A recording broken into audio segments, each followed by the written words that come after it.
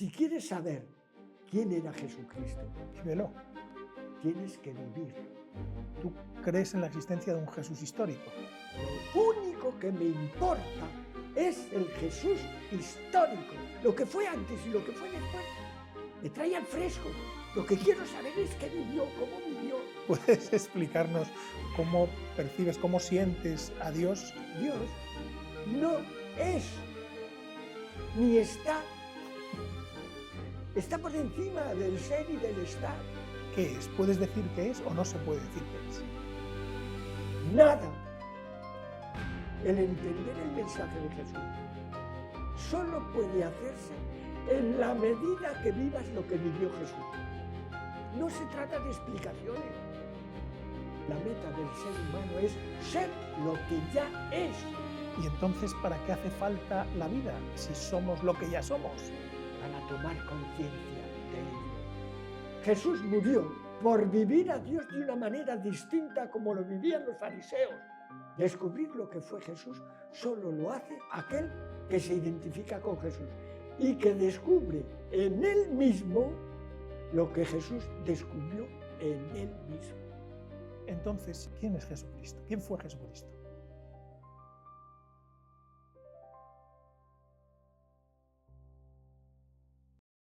En cada pregunta, un portal. En cada encuentro, una transformación. Esto es Salto de Conciencia, con Javier Esteban. Un podcast para explorar las profundidades del ser humano y conectar con las voces que iluminan nuestro camino. Hoy, con Fray Marcos, sacerdote, artista y teólogo dedicado a la búsqueda interior. Hola a todos y bienvenidos a este nuevo episodio de Salto de Conciencia. Para mí hoy es un día muy especial porque está conmigo alguien a quien considero un maestro y un amigo, Fray Marcos. Hola, Fray Marcos, bienvenido. ¿Cómo estás? Muy bien. A gusto de estar aquí. Muy a gusto. Te voy a presentar, para quien no te conozca, voy a contextualizar tu obra y después pasamos a la entrevista, si te parece. Fray Marcos... No digas muchas tonterías. Vale. Fray Marcos es o ha sido fraile dominico y es sacerdote. Marcos fue un niño muy pobre, marcado desde muy temprano por la miseria de la posguerra en el norte de León. Los dominicos eran a sus ojos unas personas que venían a su pueblo, comían, leían, parecían buena gente. Siendo casi un niño, se fue con ellos por necesidad, por supervivencia. De la mano de esta orden estudió teología y filosofía en Salamanca y vivió en comunidad unos años. Cuando tenía 27 años aproximadamente, le permitieron realizar lo que parecía su vocación y se fue a estudiar Bellas Artes. Allí, de algún modo, conoció la juventud que no había podido vivir. Y allí comenzó a interesarse por sus semejantes de una manera distinta. Había pasado la teología, había pasado la filosofía y había llegado la vida. Con el tiempo pasó del arte de modelar y crear belleza, vamos a ver algunas imágenes de tu obra, con materiales a darte cuenta de que podías ayudar y modelar a los demás. Convertirte en algo parecido a un artesano del alma. ¿Te gusta más la figura del artesano que del artista? Del restaurador, dices, que del creador. Y ese fue tu primer gran salto de conciencia. Marcos ha sido definido como un buscador de silencios, que es el título del magnífico documental de Paula Hierro, de la realizadora Paula Hierro, que puede verse en YouTube, que veremos alguna imagen también. Otro salto de conciencia en tu vida fue el encuentro contigo mismo tras un accidente con la posibilidad de morir y experimentar el dolor y la enfermedad. Tras meses en coma, nos dirás cuánto tiempo, creo que 72 días, y prácticamente desahuciado, nació un nuevo Fray Marcos. Esta experiencia cambió para siempre tu manera de comprender la vida, la fe y el mensaje de Jesús. Lejos de reforzar certeza sobre el más allá, consolidó en ti una orientación radical hacia el presente, la realidad concreta y hacia lo que no puede aplacerse, la humanidad. Eres autor de varios libros y textos espirituales. Entre ellos, Dios no es un ídolo, pero tu Dios sí lo es. ¿Qué nos manda Dios? Es otra obra, Divina Humanidad, a la fuente cada día. En tus libros desarrollas una lectura del Evangelio centrada en la experiencia interior, la presencia y la transformación de la vida. En estos días están floreciendo los almendros y lo estábamos comentando ahora con nuestros amigos que están presentes. Da a la luz tu última obra. ¿De qué me tienen que salvar y quién me tiene que salvar? Ese es tu último libro, que es la ocasión por la que estás aquí. Tú practicas el cristianismo en la vida cotidiana, poniendo el acento en la relación humana, en la atención al sufrimiento y en la espiritualidad, sin evasión ni promesas fáciles. Cada viernes, y tengo la suerte de asistir a alguna de ellas, animas una asamblea abierta o comunidad en la que profundizas el Evangelio desde la experiencia concreta de la vida, muy alejada de las doctrinas y oficios de la Iglesia oficial. Tu forma de hablar con Dios, despojada de expectativas, de moralismo, de imágenes tranquilizadoras, ha provocado un cierto escándalo dentro de la Iglesia. Algunos incluso han alzado la voz para decir que eres un hereje e incluso te han llevado ante tus superiores por ello y has sido examinado y juzgado hace un tiempo. ¿Qué pasó exactamente? ¿Cómo fue aquel encuentro con la autoridad de la Iglesia y por qué? No, yo no tuve ningún encuentro, fue decisión suya. Muy bien. O sea que no. Y la gota que colmó el vaso fue precisamente una Eucaristía en una casa particular, con un matrimonio que había tenido su primer hijo y quería celebrar, es decir, Eucaristía, dar gracias por ese hijo. Hicimos la misa en el comedor, el niño aquí y yo sentado, todos sentados, hicimos la Eucaristía preciosa, fue una cosa increíble. Pero mira tú por dónde. Su mujer había invitado a una de su oficina a la ceremonia y esa era del Opus. Me faltó tiempo para ir corriendo a decírselo, no sé a quién, pero llegó al obispo.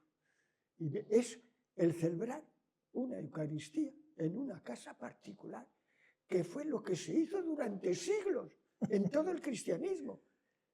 Y por eso... Te llaman al orden. Me llamaron al orden. Me prohibieron confesar, predicar y decir misa. Madre mía. Pero no me afectó absolutamente en nada. En nada. Hacía tiempo que no dormía toda la noche de un tirón. Y el día que me enteré, de un tirón toda la noche hasta que tocó el despertador. No me afectó para nada. Seguí yendo a misa con la gente, sentado entre los fieles. No me afectó para nada. Como si no hubiera ocurrido nada. Y el cardenal, sin comerlo ni beberlo, después de 9 meses, me permite otra vez decir misa y comulgar y confesar y predicar. Pero antes hay una escena que tú nos has contado en la cual te preguntan si tú niegas que Dios es todopoderoso. ¿Cómo es esta escena? Me llamó no el cardenal, sino un vicario de la diócesis. Y tuvimos una charla y en un momento de la charla me dice, porque tú dices que Dios no es nada poderoso. Por supuesto, es nada poderoso. Y el provincial que estaba a mi lado, el mío, dice, pero ¿creerás que es todopoderoso? Y digo, ¡que no! ¿Puedes explicarnos cómo percibes, cómo sientes a Dios si no es nada poderoso? El decir que Dios es todopoderoso es considerarle como un señor, el antropomorfismo, un señor que lo puede todo, que puede hacer esto, que puede hacer esto, que puede hacer aquello. Ese es el Dios del Antiguo Testamento, ese es el Dios. Fíjate que el Evangelio dice que ni siquiera se cae un cabello sin que lo permita Dios. Buen trabajo. Pues menudo trabajo que tendría Dios. Vamos, no tiene ni pies ni cabeza, pero es que además filosóficamente tiene una explicación muy fácil. Si Dios pudiera hacer algo puntualmente hoy, ayer no era Dios, porque toda acción te enriquece. Y un Dios que puede enriquecerse no es Dios. Esto desde la perspectiva de la teología escolástica. No tiene sentido ninguno. Dios como acto, ¿no? Y si dejara de hacer algo, también dejaría de ser Dios. Dios no hace nada. Pero no por falta de poder, sino porque lo tiene hecho todo en todo instante. Para nosotros es imposible de comprender. ¿Por qué? Porque vemos la realidad, incluido Dios, desde el tiempo. Y Él no está en el tiempo. Él está en la eternidad. Y la eternidad no es suma de tiempos, sino un instante. Y si solo tienes un instante, no puedes hacer nada. ¿Ves qué fácil? Pero esto está pensado con la cabeza o sentido por ti. Sí, pero es que eso es para desmontar lo que nos han dicho. Claro. Ahora quédate. Entonces, ¿qué es Dios? Nada. Y los orientales lo vienen diciendo 5.000 años. Nada, que es todo. ¿Ves? Nada, que no significa la nada que yo tengo en la cabeza. Significa, no es esto, no es esto, no es esto. Y nada de lo que puedas ver y nada de lo que puedas imaginar es Dios. A eso se refiere, Dios no es nada. No a que no sea ni que no existir, no puede existir, porque no es un ser. El aplicar a Dios la existencia es otro fallo de entenderle como un ser. La primera cualidad de todo ser es existir, pero Dios no es ser. Es, como decía Levinas, otra forma que ser.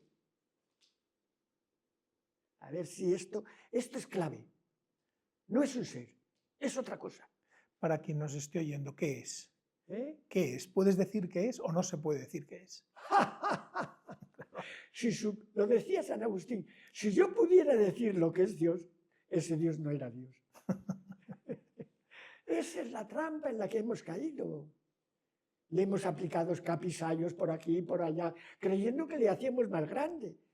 Y lo que le hacemos es el ridículo. No tenemos ni idea, ni podemos tener idea de cómo es Dios, de lo que es Dios. No es nada de lo que yo pueda comprender. Y no tenemos que asustarnos por no saber lo que es Dios y por comprender que no tiene una existencia como la nuestra o como la de cualquier ser. Por eso, cuando yo intento llegar a Dios, siempre que intento llegar a Dios, he puesto ahí el Dios que tengo en la cabeza. Ya tengo garantías de no encontrarlo. Una imagen de Dios, como decía Eckhart. Claro. Un ídolo. Un ídolo. Así de sencillo. Entonces, ¿me puedes explicar qué pasa? Lo explicas mucho en comunidad. Cuando rezamos el Padre Nuestro, ¿qué ocurre? Cuando rezamos el Padre Nuestro. Cuando rezamos el Padre Nuestro y creemos que hablamos con un Dios que está ahí, que está en el cielo, estamos haciendo el ridículo. El Padre Nuestro no es una oración de petición, es la manifestación de un estado de ánimo para con Dios, para con uno mismo y para con los demás. Por lo tanto, cuando rezamos la oración del Padre Nuestro como una oración de petición a Dios, estamos destrozando el sentido profundo del Padre Nuestro. Pero entonces, ¿qué queda del Padre Nuestro? Nada. Venga a nosotros tu reino. O hágase tu voluntad. ¿De dónde tiene que venir? No, pregunto. Hágase tu voluntad. Es una actitud, ¿no? Dios no tiene voluntad. ¿Qué pasa? Dios no es un ser que tenga voluntad. La voluntad de Dios es todo. Tú, en tu ser más profundo, eres la voluntad de Dios. Y cualquier cosa que veas en lo que es, está expresada la voluntad de Dios. Y siempre Dios entre comillas, ¿eh? Pero Dios no tiene voluntad. El creer que Dios creó la creación y después le impuso unas normas, unas leyes, es una monstruosidad. No tiene sentido ninguno. Una monstruosidad neolítica casi, ¿no? Sí, sí.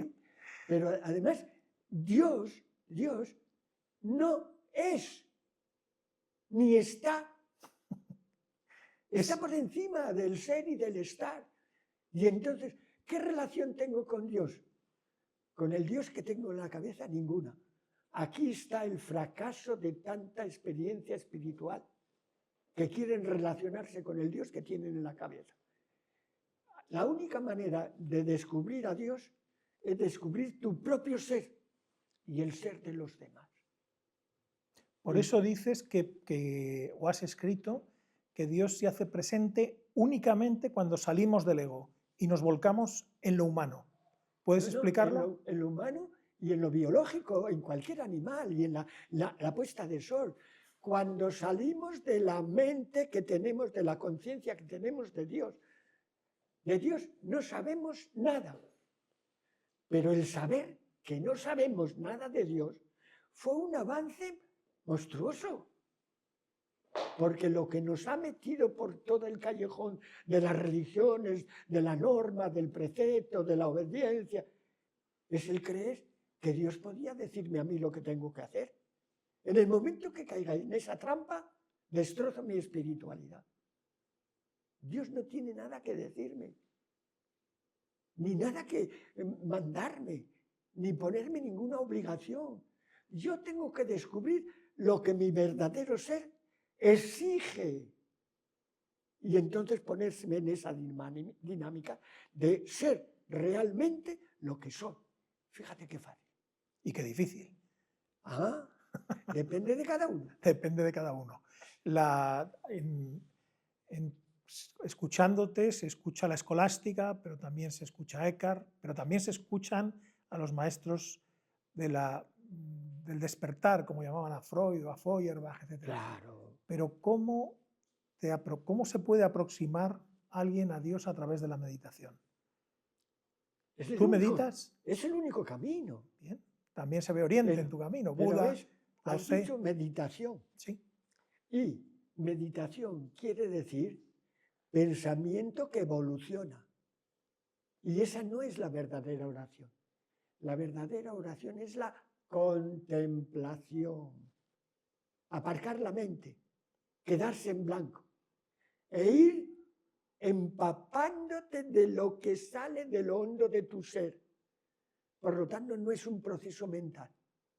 Y la contemplación consiste en prepararte corporalmente, relajarte, concentrarte, y dejar que surja algo. Sin pretender saber antes de que salga lo que es. Esa es la experiencia de todos los místicos. Y por eso los místicos, ningún místico de ninguna religión se pudo llevar bien con la institución. Porque la institución insiste en el ser de Dios, en lo que Dios es. Y te dicen lo que es. Viene un místico y que no sabe lo que es Dios, pero lo vive, lo experimenta, a las instituciones eso no les puede interesar.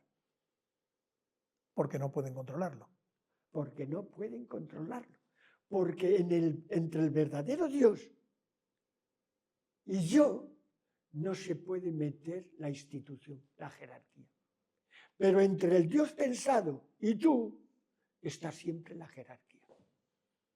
¿Y qué diferencia esa posición que defiendes de las posiciones de la nueva era? Yo medito, me siento, me viene. ¿Cómo sabemos? Pues en una parte es totalmente distinto y en otra parte es totalmente idéntico. Parece. O sea, en la nueva era, a mí me preguntaron, ¿y tú crees en la...? Ni había oído hablar de la nueva era cuando me lo preguntaron. No tiene... Vamos a ver, el que en una corriente, en una ideología, haya puntos positivos y yo los acepte, no quiere decir que acepte la ideología. Quiero decir que hay puntos, como las religiones. En todas las religiones y antes de las religiones, en Buda y en los Upanishad, hay chispazos que hay que aprovechar. Y eso no quiere decir que sea budista. No quiere decir también que si yo fuera budista no me haría cristiano. Profundizaría en el budismo. Y si fuera musulmán, profundizaría en el islam. No me haría cristiano. Y por eso el decir, ¿eres cristiano? Sí, bueno, ¿y qué? Culturalmente eres cristiano. Claro. Eres cristiano Mi culturalmente. relación con Dios no cambia absolutamente nada. Y mi afán de búsqueda tampoco. En esta televisión que dirige Álvaro tenemos un curso, hay un curso magnífico de Antonio Piñero sobre la figura de Jesucristo.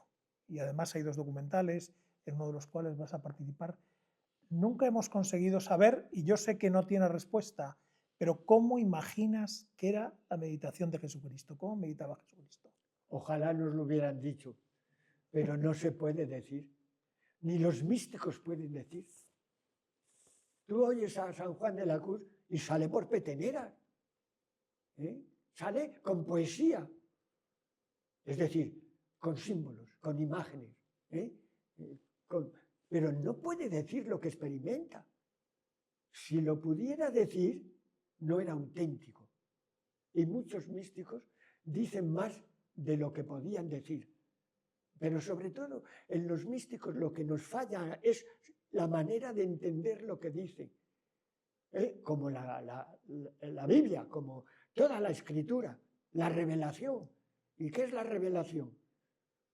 Pues la gente se cree es que Dios inspiró a uno o dijo a uno lo que tenía que decir sobre él o sobre las demás o sobre la religión. Y no es eso. No es eso. Claro. Pero bueno, a través de la historia podríamos saber que había una forma de meditación judía que quizá practicara Jesús. O lo de la técnica es lo de menos. Vamos a ver. Cuando me dices Jesús, bueno, Jesucristo. Abarcas sí. Desde que nació hasta que murió. Claro.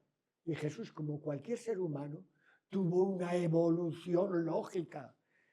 ¿Cómo rezaba a los 15 años? A los 11 nos dice, yendo al templo. Eso es. ¿Cómo rezaba a los 20? No tenemos ni idea. Pero menos idea tenemos, porque a los 20 todavía podía estar un poco conectado con la oración de los judíos. Ir al templo, ofrecer un sacrificio, quedarse allí rezando salmos. Pero a los 30 años, los evangelios nos dicen, y por la mañana estaba allí solo, y se fue al campo a hacer oración, y se fue a descampado. Pero no nos dicen lo que hacía allí. Ni pueden decirlo. Vamos a ver, por eso, el entender el mensaje de Jesús solo puede hacerse en la medida que vivas lo que vivió Jesús. No se trata de explicaciones. La exégesis quiere explicar lo que dice en los evangelios. Muy bien, eso es fenomenal. Pero eso no te lleva ni de lejos a descubrir lo que fue Jesús. Descubrir lo que fue Jesús solo lo hace aquel que se identifica con Jesús y que descubre en él mismo lo que Jesús descubrió en él mismo. O sea, un proceso de autoconocimiento con los demás. Un proceso no de conocimiento, sino de vivencia. De vivencia. Se trata de vivir lo que él vivió. Descubrir lo que él descubrió no significa especulativamente, sino vivencialmente. O sea, por ejemplo, la frase más sublime de Jesús, yo y el Padre somos uno. Hablando de Padre en lenguaje bíblico, en lenguaje normal. Esa identificación que vivió Jesús, con Dios, es la clave de todo ser humano. Cuando tú pudieras decir, yo y Dios somos uno, pero no aprendido, sino experimentado, estabas en la misma actitud que Jesús y en la misma dinámica que Jesús. Empezarías a comprender lo que dijo y lo que quiso transmitir Jesús. Tú dices que esta es la más alta vocación que puede tener un ser humano. Sí. Por encima de la filosofía, por encima del conocimiento. ¿Por qué? La filosofía nos ayuda. Claro. Y la ciencia también. Todo conocimiento nos ayuda para llegar al verdadero conocimiento. Es la meta de todo ser humano, porque todo ser humano es infinitamente más de lo que cree ser. Descubrir ese plus y vivirlo es la meta. Y nunca se consigue del todo. A nadie se le ocurre pensar, ¿qué diría Jesús si hubiera vivido 10 años más? Complicado. Amigo. Pues hubiera experimentado con mayor profundidad lo mismo que ya estaba experimentando cuando murió. Que él y Dios y él eran uno. Y que él y el otro y el otro y el otro eran uno. Y que él y el sol y la luna y las estrellas y el universo entero eran uno. Esa es la experiencia suprema de un ser humano. descubrir lo que le identifica con todo. Y ese es el sentido de la vida, la búsqueda. Claro, claro. Como dice Rumi, ¿no? Lo que buscas te está buscando. Parece un juego del escondite esto. Sí, lo que buscas nos traiciona el lenguaje. Lo que buscas está en ti. No tienes que ir por ahí y buscar algo. Y en ti tienes que encontrar lo que eres. ¿Ves? El concepto de búsqueda ya nos mete en un callejón sin salida. Sí. Pero es como una apariencia, ¿no? Háblame, por favor, de la conciencia. La conciencia. Porque aquí se habla mucho de conciencia. Esto es televisión consciente. Sí.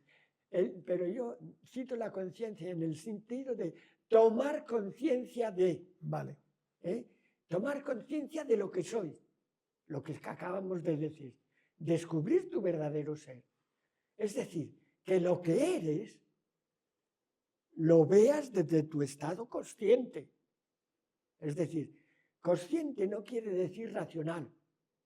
Es desde tu identidad como ser humano, como tu posibilidad más alta. Desde tu mente sería mejor.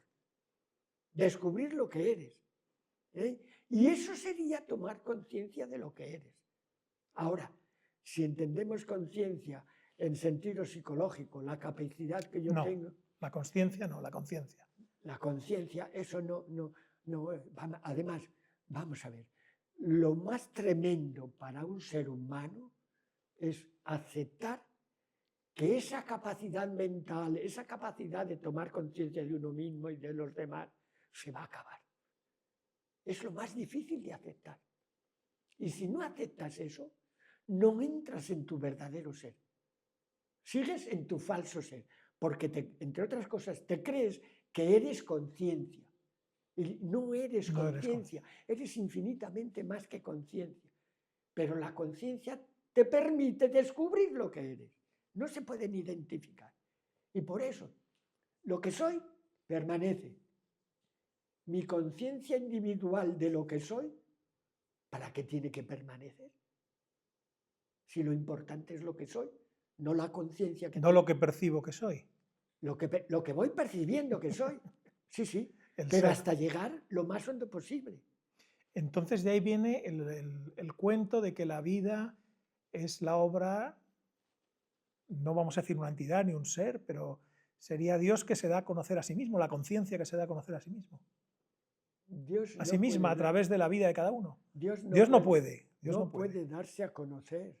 Ni la conciencia. Nuestra mente no puede ir más allá de lo que percibe por los sentidos y de las conclusiones que la razón saca de eso que percibe por los sentidos. Dios no puede darnos a conocer nada, pero Él mismo tampoco. Nos desborda, está más allá de todas nuestras posibilidades. Y teníamos que sentirnos tan a gusto de no comprender lo que es Dios. Ahí viene el problema que han tenido todos los grandes pensadores con relación a Dios. Es decir, el Unamuno, por ejemplo, quería comprender. Es que era de Bilbao. Claro, y no podía comprender. Claro. Pero le pasó a Nietzsche también. Y se enfada, Nietzsche se enfada. Uno de los personajes de la historia que me gustaría hablar es con Nietzsche. ¿Qué le dirías a Nietzsche? No, a Nietzsche le diría que fuera más allá de todo lo que ha llegado a él del cristianismo. Porque se ha quedado en lo que llegaba a él desde fuera. Y claro, se quedó hecho polvo. No lo podía aceptar de ninguna manera, racionalmente. En este camino de la vida, ¿qué sentido tiene, si existe, y en qué parte existe la libertad, el libre albedrío, en tu opinión? Te saltas como las liebres de mata a mata. Bueno, tenemos el tiempo reducido. Vamos a ver. La libertad, el sentido formal, es nuestra mejor posibilidad. Pero si la analizas realmente, va reduciéndose hasta convertirse en nada. Porque libertad es la capacidad de elegir entre dos fines. Yo puedo hacer esto o hacer esto. Y la libertad dice, elijo esto. Pero esa elección no la hace la voluntad. Esto me he tratado de explicarlo 100 veces sin conseguirlo. Voy a intentarlo una vez más. Venga, vamos, estamos aquí para esto. Vamos a ver. La voluntad en psicología racional nos dijeron, es una potencia ciega. Eso es. No tiene capacidad ninguna de discernir entre el bien y el mal. A la voluntad solo la mueve el bien. Solo. ¿Hay personas malas? No. Pero claro, ese bien que percibe la voluntad es el bien que le presenta la mente, la racionalidad. Y como nuestro conocimiento es limitado, esa presentación del bien puede ser equivocada. Y la inteligencia, la mente, presenta a la voluntad una cosa como bien, cuando en realidad es mala. Yo pongo un ejemplo que se entiende perfectamente. Si echas un anzuelo al río o al mar desnudo, el cacho de hierro, ¿cuántos peces cogerías? Ninguno. Ninguno. Entonces, lo que hace la mente es ponerle a la voluntad, a lo que es malo, el cebo de bueno. Y la voluntad va detrás del cebo. No va detrás de lo malo, va detrás del cebo que aparece como bueno. Y entonces, la idea de pecado cambia drásticamente. No se debe a que una persona sea mala, sino a que todos somos ignorantes. La flecha desviada. En la Biblia, el pecado era errar el blanco. Eso es. Pero si erras el blanco, no vas a buscar a la flecha ni al arco. Dices, voy a apuntar mejor. El concepto de pecado cambia radicalmente. Y entonces ni Dios, ni la Iglesia, ni la jerarquía, ni los curas pueden decir, esta persona es buena, esta persona es mala. Tenían que preocuparse de educar para que comprendieran mejor qué es lo que les viene bien a ellos. Porque el bien no es algo impuesto desde fuera por Dios. Es bueno para ti lo que te hace más tú mismo, lo que te hace crecer en tu verdadero ser humanidad. Y es malo para ti lo que te deshumaniza. Si eso se lo explicas a una persona y le explicas, esto te deshumaniza, ¿lo haría? Depende de su conocimiento, claro. Claro, si se lo demuestra. No lo haría, ¿no? Que es malo para ti. ¿Tú harías algo que es malo para ti sabiéndolo perfectamente? Nadie lo haría. Nadie lo haría. Y entonces, la manera de superar el fallo o el pecado, ir a confesar y que Dios te lo perdone, es completamente demencial. No. Si has tropezado, mira la piedra, pero vete adelante, no te quedes mirando en la piedra. Y entonces, la superación de los fallos solo puede venir por un mejor conocimiento. Pero ese conocimiento nunca puede ser perfecto. Luego, aspirar a no tener fallos, un ser humano va en contra del mismo concepto de ser humano. Si yo no pudiera tener un fallo, no podría hacer tampoco ninguna cosa buena por mí y entonces dejaría de ser humano. Fíjate a dónde hemos llegado. De creer que algo horrible, un pecado, a ser algo indispensable para que tú puedas ser humano. Que es el eje, además de la institución, ¿no? El concepto de pecado, etcétera, etcétera. Claro. Luego hablamos de los sacramentos, pero antes parece que estamos casi al final de la era cristiana, para muchos, ¿no? Nietzsche es el primero que dice, pero todavía no sabemos quién es Jesucristo. ¿Quién es Jesucristo? ¿Quién fue Jesucristo? ¿Quién crees que fue Jesucristo? No se puede explicar. Te lo he dicho antes. Vamos a ver. Si quieres saber quién era Jesucristo, Vívelo. Tienes que vivirlo. Tienes que ponerte en su lugar. Tienes que descubrir que lo que tú eres de verdad es lo que hay de Dios en ti. Sentirte identificado con tu verdadero ser. Y en la medida que te sientas identificado con tu verdadero ser, te sentirás identificado con Dios. Empezarás a ser Jesús. Y empezarás a comprender todo el mensaje de Jesús. Pero desde Él o desde ti, descubriendo que eres Él. No desde fuera explicándote. Vale, Eso pero- es uno de los fallos del Evangelio. Bien, pero él tendría... Antes hablábamos de Antonio Piñero, ¿no? Y me decías, bueno, lo bueno que tiene su curso o lo que dice es que no es creyente. Claro. ¿Por qué? Se libra de un montón de Porque cosas. se ha librado de una serie de prejuicios increíbles. Vale. Pero no solo prejuicios conceptuales, sino de ideologías que son peores que los prejuicios. Bien. Y habla de lo que ve, de lo que lee, y trata de explicar lo que lee sin condicionamientos. Eso es lo mejor que tiene. Muy bien. Piñero. Pero yo entiendo que tú crees en la existencia de un Jesús histórico. Ah, claro, Claro. hombre. Otros lo ponen en duda. No, O muy Jesús poco. no podría ser un arquetipo, como Muy dicen pocos, los muy junguianos. Eso está garantizado que existe Jesús.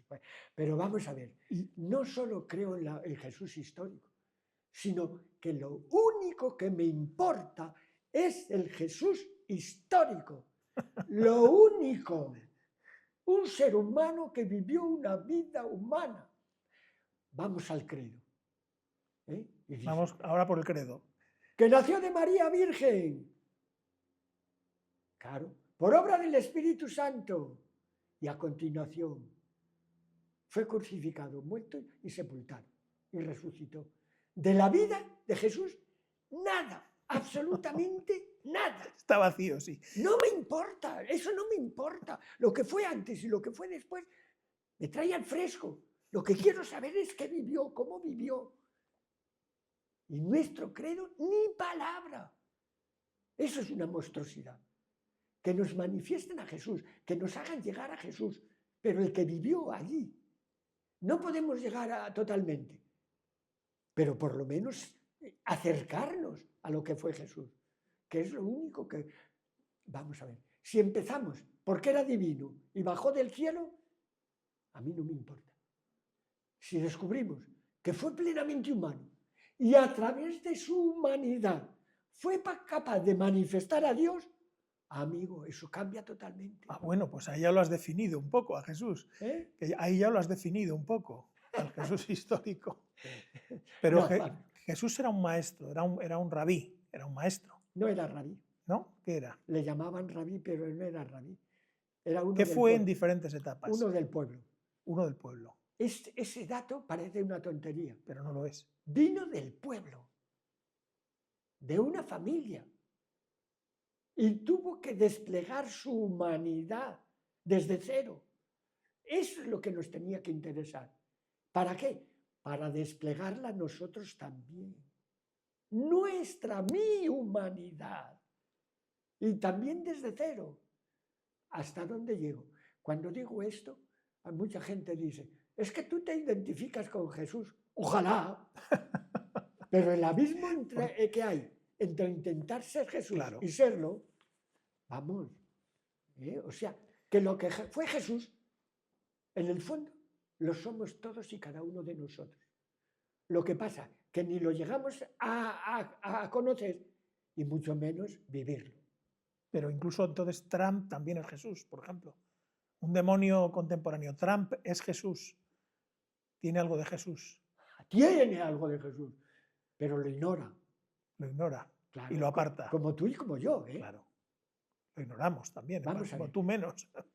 Te digo que la meta del ser humano es ser lo que ya es. Bien.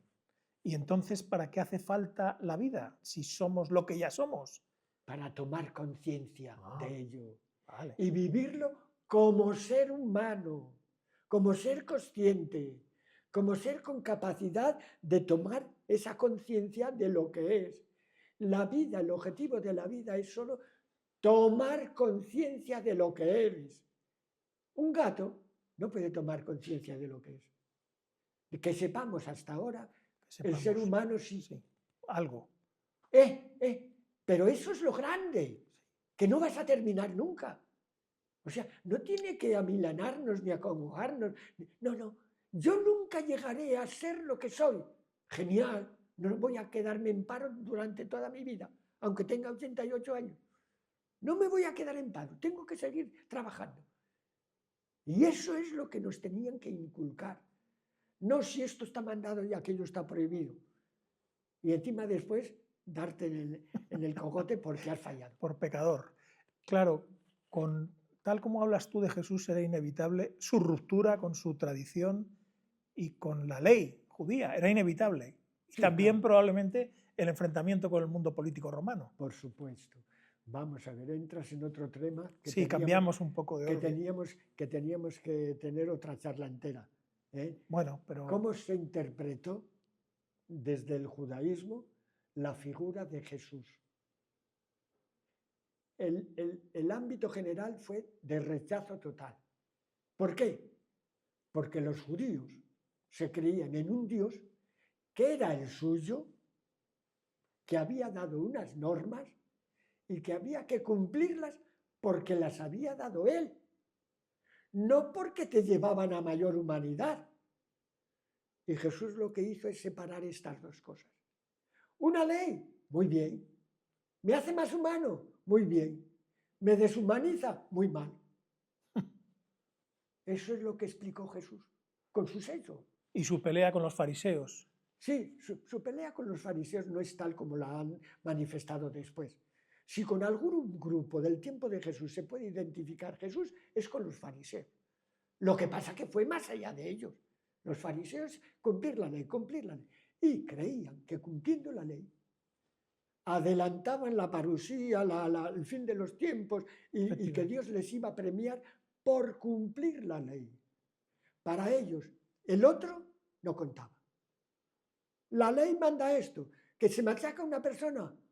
Eso es un efecto colateral, dicen hoy. No, para Jesús no. Lo primero, la persona. La ley me ayuda a hacerle más persona, fenomenal. ¿Me impide ayudarle a ser persona o le impide a él ser persona? Por ejemplo, el sábado. El sábado no está hecho, el hombre no está hecho para el sábado, sino el sábado para el hombre. Eso se aplica a toda ley. ¿Te ayuda a ser más humano? Bienvenida.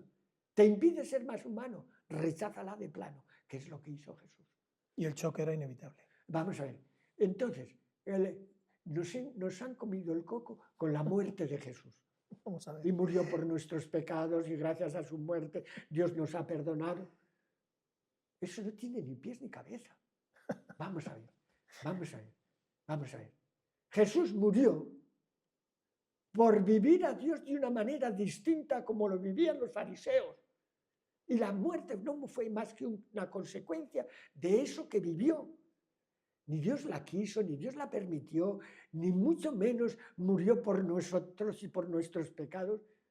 Murió por nuestra imbecilidad, porque no hemos sido capaces de comprender lo que nos quería decir. La pretensión de Jesús no era Dios, era el ser humano concreto, el que se encontraba por la calle, el leproso, el ciego, el paralítico. Para él el valor absoluto era esa persona. ¿Seguimos en esa dinámica? No hemos estado nunca en esa dinámica. Sería el mayor revolucionario de la historia, obviamente, ¿no? Pues ya no hace falta explicar más. Ni menos. El reino de Dios está dentro de nosotros. Dios no tiene un reino. Ni está dentro de nosotros. Sí, está. Te lo voy a explicar con mucha sencillez. Bien. Cuando yo digo, el tonto de mi hermano, no es que mi hermano tenga un tonto, es que mi hermano es tonto. Cuando decimos el reino de Dios, queremos decir el reino que es Dios. Y está en cada uno, por supuesto que está en cada uno. Lo que hace falta es hacerle presente, que no solo esté en el fondo de nuestro ser, sino manifestarlo en nuestras acciones. Entonces, el reino de Dios no es nada distinto de Dios. Y nada distinto de lo que tú eres en profundidad. Lo que hace falta es tomar conciencia y hacerle salir, porque salga por nuestros poros. Y cuando yo me encuentro a una persona en la calle, hacerle ver que llega Dios a ella. Porque la cuido, porque la tengo en consideración, porque la atiendo, porque la escucho, simplemente porque la escucho.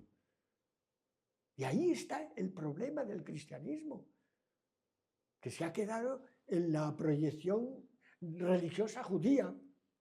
Cumplir la ley, cumplir la norma, y así no podemos. Judía romana, luego, claro. Claro. Tú te has pasado años, y yo he tenido la suerte de ir algunas veces, explicando los evangelios.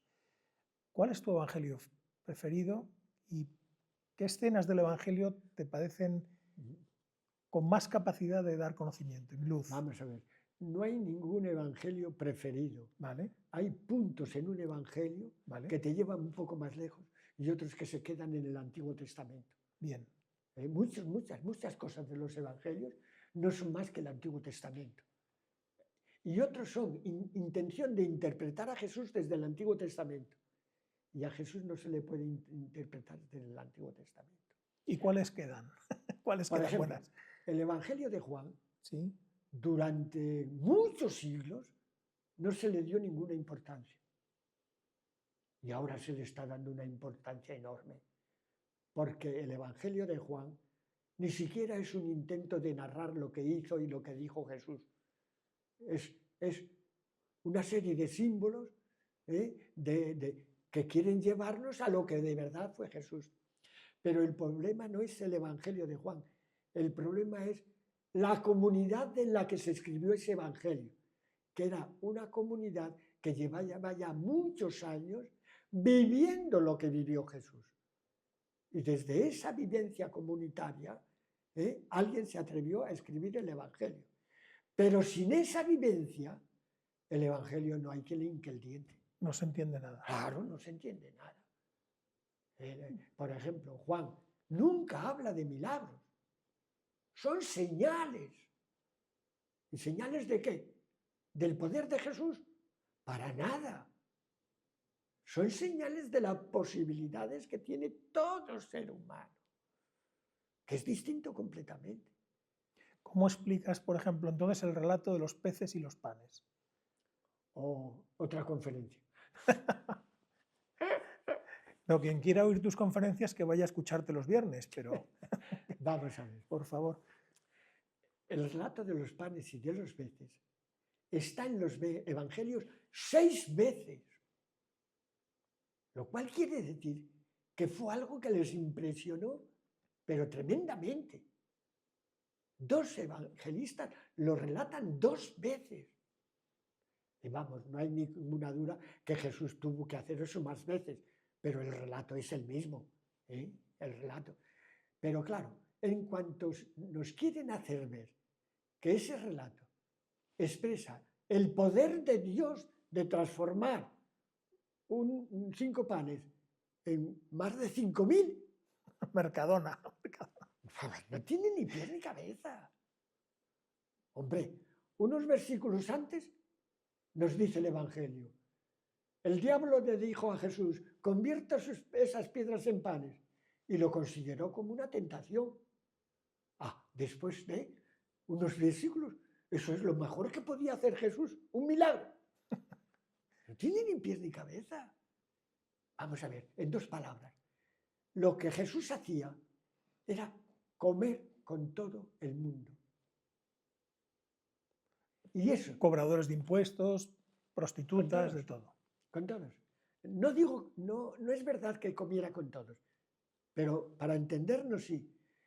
Comía con aquellos que la religión consideraba impuros por tener un puesto por ejemplo, de pastor o de pellejero, impuros, y los rechazaba y los marginaba y los hundía en la miseria. Con esos comió Jesús. Nunca en el Evangelio nos dice que Jesús comiera con un criminal, con un asesino. Eso es para tenerlo en cuenta. ¿Por qué? Porque Jesús no podía estar de parte de aquel que va contra el ser humano. Pero un pobre recaudador de impuestos que lo hacía para comer, que no era ni siquiera el que los declaraba, ni el terrateniente, sino un funcionario. Tenerle por impuro y separado, no tiene ni pies ni cabeza. Y entonces, volviendo al relato, Jesús comía con todos. Si le invitaban, aceptaba. y con los que no tenía, ponía lo que tenía para que comieran todos. Eso es un vuelco en la manera de pensar judía. Porque para un judío, la prueba más evidente de que había dejado de ser judío era que comía con extraños. La comida en todas las culturas, pero sobre todo en el judaísmo, era signo de identidad, solo con tu familia y con tus hermanos, amigos. Jesús viene y empieza a comer con todos. Si se reunieron 5.000, los números en la Biblia, todos son simbólicos. Claro. No se puede entender ni uno solo. Ni los 3, ni los 5, ni los 7, ni los 12, ni los 150 se puede entender al pie de la letra. 500.000, 5.000 hombres. No los había en toda Palestina. ¿Cómo se iban a reunir en un descampado? Pero, ¿qué hizo Jesús? Siempre parte, el relato de la multiplicación siempre parte de que había algo que era de alguien y lo ponía en común. Esa es la clave del relato. Jesús lo toma, mira al cielo, le saca de la condición humana, hace ver que es don de Dios. Y cuando se da cuenta uno de que el pan, aunque lo tengas tú, es don de Dios, queda en libertad de las ataduras y llega a todos. Cuando la gente vio que los apóstoles, el muchacho no es más que el chico de los rocados de los apóstoles, ponen 5 panes y 7 panes, 5 panes y 2 peces a disposición de todos. Todos ponen lo que tenían a disposición de todos. Otra cosa muy interesante, en aquella época ni había bares, ni había restaurantes, ni había chiringuitos donde comprar un pecadillo. El que salía de casa para un día, llevaba comida para un día. El que salía de casa para 3 días, llevaba comida para 3 días. Entre aquellos que se reunieron con Jesús, pues muchos no pensarían que estaban a aquellas horas ahí, ya estarían. Pero otros sí. Y los que pensaban que iban a estar más tiempo, llevaban en su zurrón comida para el tiempo que... y la pusieron en común. Ese es el verdadero milagro. Poner en común lo que era mío. ¡Ah! Eso clama al cielo. Un milagro comunista. ¿Eh? Un milagro comunista. Pues claro, el primer comunista fue Jesús, pero lo mismo que los cristianos no hemos hecho caso de lo que dice Jesús, menos lo comunista. Ha quedado claro, Sí. Lo de la multiplicación de los panes, hay una ignorancia absoluta. Y se muestra, y se sigue explicando que era un signo del poder de Jesús, del poder de Dios. No tienen ni idea. Jesucristo sale rana a Judas, a los nacionalistas judíos, como Mesías es un fracaso. ¿Qué es lo que pasa ahí? Claro. ¿Hay algo de traición a Jesús por esto? Como todos los que intentan algo que sea beneficioso para todo el mundo y no para los jefes. Los jefes de todas clases, religiosos y políticos y económicos, no quieren saber nada de que hay que levantar al que está hundido. En cualquier sociedad, en cualquier cultura, que haya una persona que luche por los pobres, lo machaca. Y los machacan los de arriba. En el Evangelio se ve claro. Los pobres seguían a Jesús, pero con la boca abierta. Claro. Los ricos los rechazaron de plano. No puede ser. Ya sabes lo que dice el refrán. En el país de los ciegos, el tuerto está en la calle, está en la cárcel. Vamos a saltar un poco de plano, que me lo vas a decir, pero tú has estado muy cerca de la muerte. ¿72 días en coma? No. No. En coma 20, en la UBI 72. Bueno, no es poco. Experiencias, pero de experiencias cercanas a la muerte no quieres saber mucho. No, pero las tuve. ¿Cómo fueron? Totalmente. No, es una tontería contar eso. ¿Por qué? Pues porque la gente no puede entenderlo. Hay explicaciones demenciales Pero la tuya. de estados cercanos a la muerte. no muerte. Esa distinción es radical. Es importantísima. Yo no me he muerto. Claro. Estuve cercano a la muerte, pero estuve vivo. Y claro, para mí esa experiencia ni me quitó ni me añadió absolutamente nada. Nada. Nada. Tiene una explicación psicológica, biológica. Cuando el cerebro le falta oxígeno, Sí. como si dijéramos, Una explosión. se dispara. Sí. Y funciona a una velocidad que ni siquiera podemos imaginar. Va de un sitio a otro. Y ves toda tu vida de un golpe y todo eso. Sí, sí, no, siempre que el cerebro le falta durante un tiempo oxígeno, surge este fenómeno. Y seguramente surge en muchas más personas de las que son capaces después de verbalizarlo. Pero es un problema biológico. Y entonces ves chispazos, ves una luz, ves esto, oyes cosas. La abuela. Sí, sí, claro. Te ves a ti mismo. Yo me vi, miraba, pero si ese soy yo, estaba manipulando en la ESO. Dice, pero si ese soy yo. Pero eso no añade nada. No son más que, en esa situación, la estrangulación que hay entre el consciente y el inconsciente se rompe. Y el inconsciente y el consciente Hermana, claro. Se mezclan. Y cuando tomas conciencia, ya no sabes si estaba en la conciencia o estaba en el inconsciente. Y se dicen cosas, por ejemplo, he visto a mi abuelita, he visto a Dios, he visto tal, he visto tal. Pues son cosas que surgen del subconsciente. Y no hay que darles ningún valor, ni demostración de nada. Que hay vida después de la vida, que hay vida después de la muerte. Todo eso son conclusiones disparatadas. Y yo que lo he vivido lo puedo decir con toda tranquilidad. No estoy hablando de oídas. Y a mí no me cambió nada. Lo único que me hizo esa experiencia tremenda fue perder todo miedo. Por eso estoy diciendo lo que estoy diciendo. Decía un chiste. A mi padre le llaman el temerario. Metía la mano en la boca de los cocodrilos. Ahora le llaman el manco. Algo así.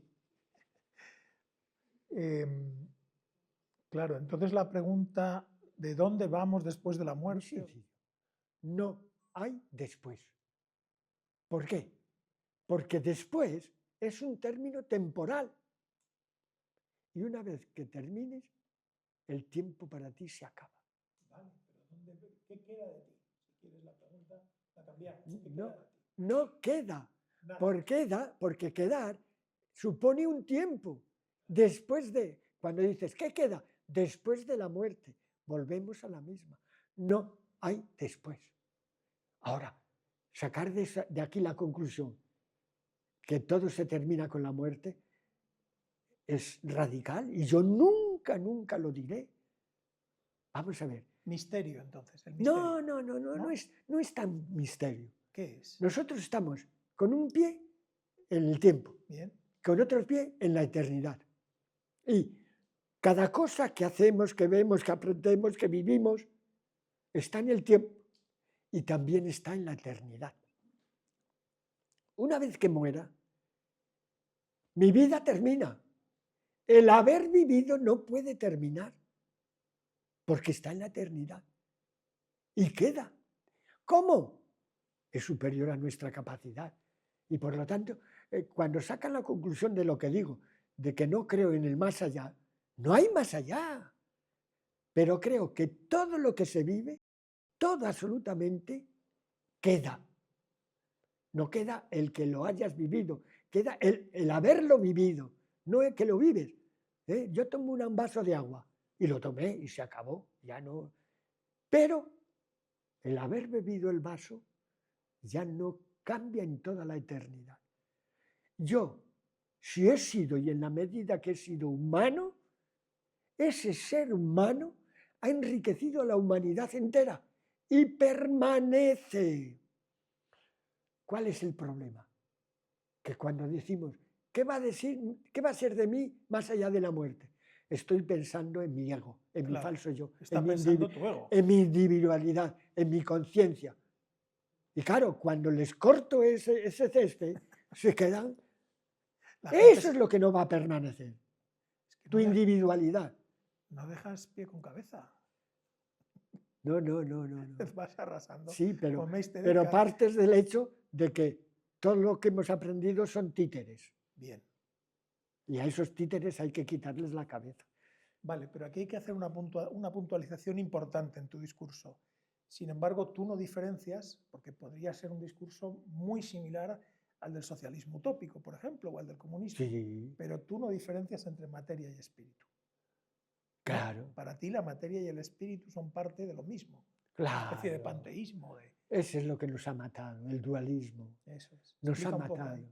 ahí. El haber separado lo divino y lo humano, lo eterno y lo temporal, lo bueno y lo malo, lo espiritual y lo material, que no hay diferencia. Pero ¿ves? ¿Por qué no se explica esto? Porque si no hay diferencia entre lo sagrado y lo profano, ¿qué pinto yo aquí? Ya no te puedo ofrecer valores mayores, más grandes que lo puramente humano. Y yo soy intermediario entre lo divino y lo humano, entre lo sagrado y lo profano. Tú eres profano y yo te hago participar de lo sagrado.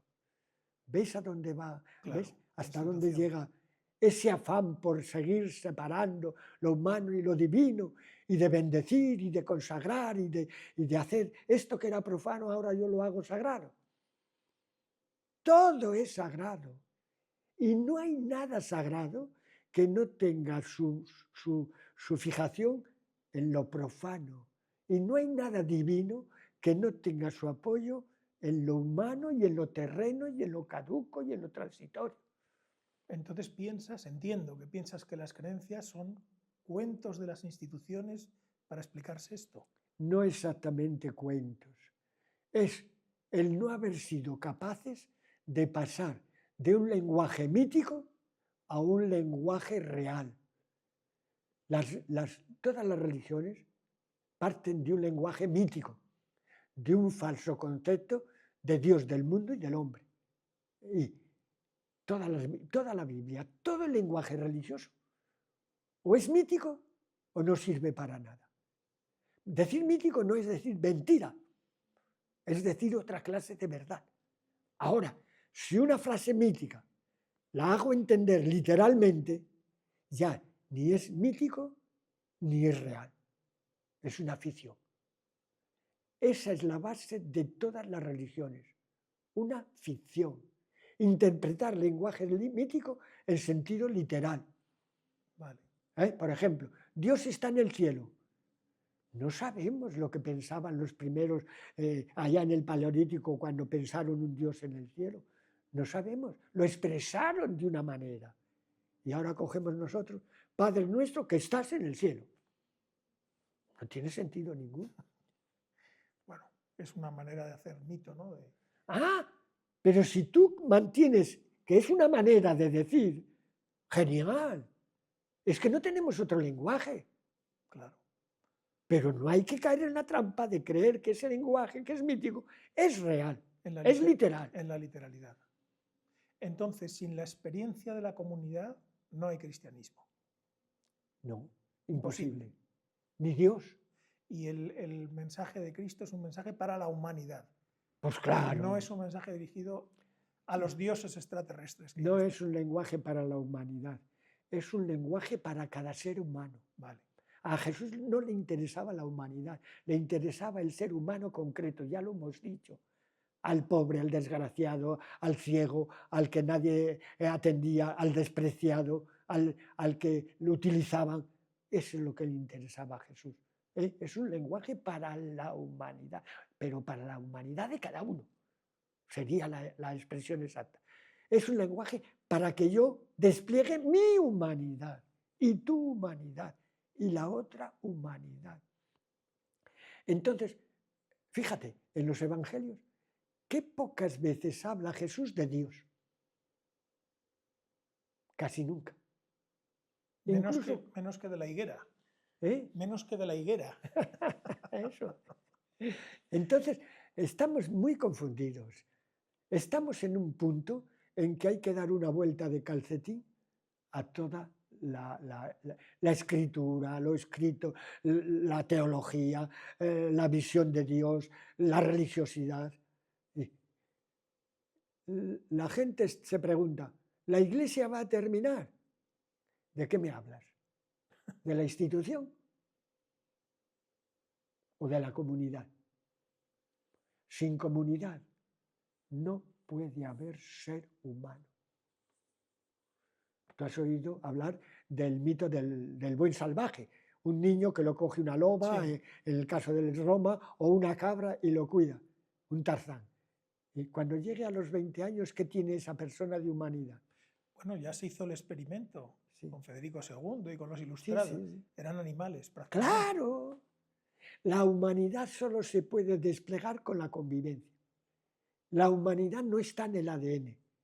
La humanidad hay que conseguirla. Y se consigue con una evolución. Es decir, yendo poco a poco tomando conciencia de lo que es el otro. Porque solo descubriendo lo que es el otro puedo descubrir lo que soy yo. Y entonces, sin comunidad no puede haber ningún proceso o evolución espiritual. El mismo Jesús dijo, donde 2 o 3 estén reunidos en mi nombre, no dijo uno, porque uno no se puede reunir en nombre de nadie.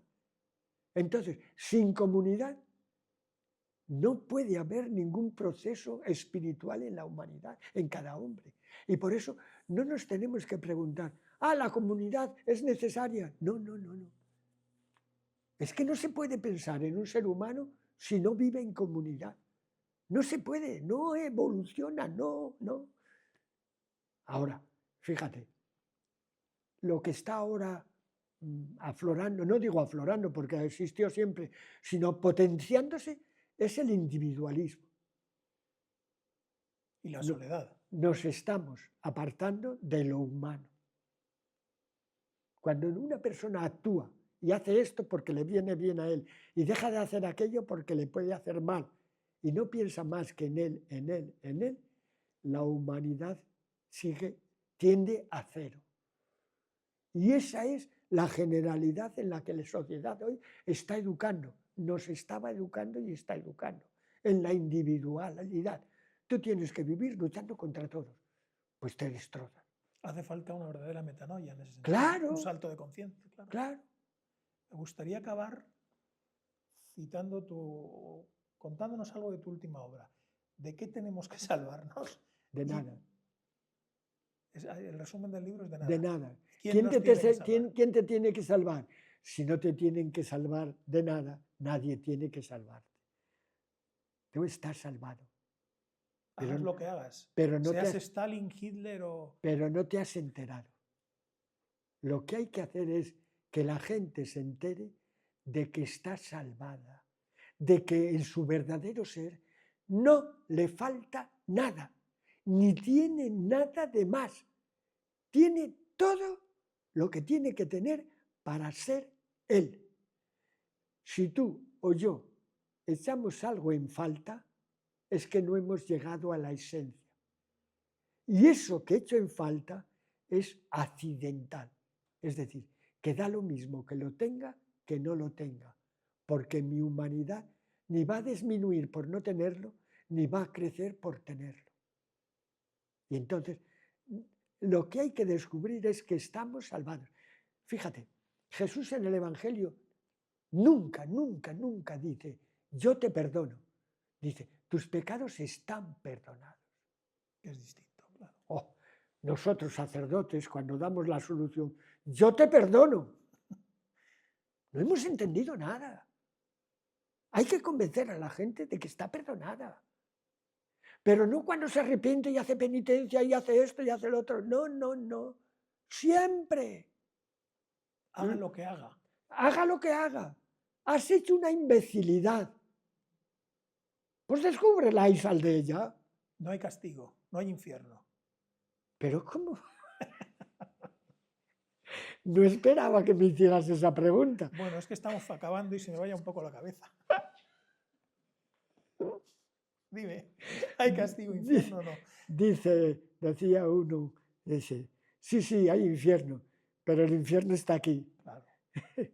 Vuelvo a la pregunta, después de ver que todos estamos salvados, de que no tenemos nada que salvarnos, ¿qué gana uno en la vida? Si ya somos todo. Ya te lo dice. Vivir conscientemente lo que eres. Es decir, eres algo tan grande, tan grande, tan grande, que tomar conciencia de ello te desborda. La experiencia de todos los místicos es sentirse uno con el universo entero, no con Dios, no con la gente, no, con todo. Es decir, cuando tú tomas conciencia de lo que eres, la conciencia se expande hasta llegar al universo entero. Esa experiencia es la más sublime que puede tener un ser humano. Y a esa experiencia teníamos que aspirar todos. Por cierto, que esa experiencia no se da solo en los que creen. Hay un libro francés que no he sido capaz de conseguirlo, pero que trata de experiencias de ateos místicas. Experiencias místicas de ateos, pero deslumbrantes, ¿eh? Genial. ¿No te acuerdas cómo se llama el libro? Lo buscaremos. No me acuerdo.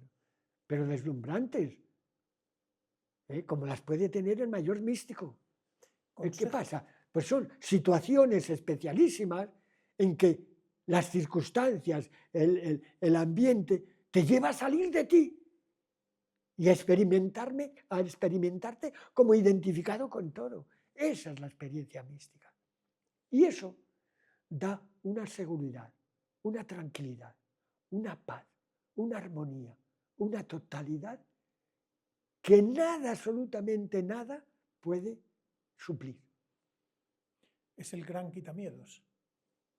Sí. Todos los miedos desaparecerían. Pero no solo los miedos, sino lo que es peor, el afán de ser más que el otro. La capacidad que tengo de hundir a este. Esto es interesante, porque la mística es para todos. Claro. Y llevaría a todos a un estado de conciencia, de armonía total. Este ha hecho un disparate. ¿Y qué? Lo podía haber hecho yo si estuviera tan ignorante como él. No hay por qué rechazarlo. Todo rechazo desaparecería. Pero no solo entre individuos, entre naciones. Fíjate, American First. ¿Pero qué quiere expresar esa persona con eso? ¿Que ellos son más que los pobres de Haití? Es que no tiene ni pie ni cabeza. Bueno, pensarán que quieren a su comunidad, de algún modo. No tiene ni pie ni cabeza. ¿Tú crees que en tu comunidad hay varios seguidores de Teilhard de Chardin, que es un poco una guía en este? ¿Tú crees que en el futuro la humanidad llegará a esto, como dice Jodorowsky, no hay más que dos la comunión de las conciencias de los santos? Vamos a ver, la marcha de la humanidad es como la yenca, 2 pasos adelante es 1 atrás. Vale. Y ahora estamos en el 1 atrás. Pero o la gente se da cuenta de eso y descubre lo que es la verdadera humanidad, o nos destruimos o destruimos el planeta, que es lo mismo. Pregunta no final. hay alternativa. Cuando en el planeta solo había diplodocus y serpientes enormes que volaban, ¿y qué sentido tenía eso? Vamos a ver, tú estás dando sentido no solo al diplodocus y a la ameba, no, a la primera bacteria, que se llama Luca. A la primera bacteria existente, desde esa bacteria hasta ti, la vida ha tenido que seguir sin interrupción. Sin interrupción. Si hubiera habido una interrupción, tú no estabas aquí. ¿Así entiendes tú la encarnación o la reencarnación? No. Continuidad de la vida. Es que lo que tú eres, la vida que tú desarrollas, es exactamente la misma que desarrollaba la primera bacteria. La misma, solo que ha evolucionado, pero es la misma vida. Y entonces tú, con tu conciencia, con tus capacidades, estás dando sentido a la existencia de esa bacteria, porque pleno sentido el haber llevado la vida hasta tus posibilidades. Ya sé que me vas a decir que ya lo he preguntado y con esto acabamos, pero eso significa que esa materia, que podría decir Stalin, esa materia o esa vida ha sido eterna o hay un momento de creación. No, la materia puede ser que sea eterna, pero la vida no. La vida es una organización muy especial y específica de la materia. Y estamos seguros que empezó. No en la Tierra, ¿eh? Yo estoy seguro que la vida no empezó en la Tierra. Entre otras cosas porque desde los 4.500 años que empezó la Tierra hasta que empezó la vida, no hay tiempo suficiente para que la materia se organice para ser vida. La vida tuvo que venir de fuera. Tenía un diseño, esto dicen los Nobel. Sí. No puede, tenía un diseño. No hay tiempo. Desde que la Tierra era un globo de fuego hasta que empezó la vida, no hay tiempo suficiente para que se crearan los aminoácidos, los rizomas. No hay tiempo. Y ahí se abre la posibilidad de una intervención o un diseño. No, que la vida está en todas partes. Hombre, yo estoy seguro que ya han descubierto vida, pero no nos lo quieren decir. ¿Ah, sí? Sí, seguro. Los aminoácidos ya se sabe que están alrededor de los planetas, de las estrellas y tal, que es los ladrillos para la vida. Y yo me gustaría vivir hasta que descubrieran vida por ver si tiene el mismo código genético que nuestra vida. Fíjate qué curioso. Interesante. Porque si se demuestra que el código genético, no el ADN, el código genético, es el mismo, quiere decir que la vida es una que está expandida por toda parte. Muchas gracias, Marcos. No hay de qué. La historia de Jesús de Nazaret que nos han contado difiere de la de los historiadores. Si lo que acabas de escuchar ha despertado nuevas preguntas, es hora de profundizar en las pruebas y los hechos que marcaron la fascinante realidad histórica de una figura que cambió el mundo. Sorpréndete con la visión de los especialistas para descubrir una nueva perspectiva de Jesús. Entra a ver el curso exclusivo y los documentales sobre los mitos y verdades de Jesucristo. También la visión de su crucifixión desde una perspectiva geopolítica de la mano de Antonio Piñero, filólogo, historiador y catedrático especializado en la vida de Jesús, y otros expertos. Accede a estos contenidos junto a cientos de series, cursos y documentales, suscribiéndote ahora en televisiónconsciente.com. Aprovecha que ahora tienes 7 días de prueba totalmente gratuitos.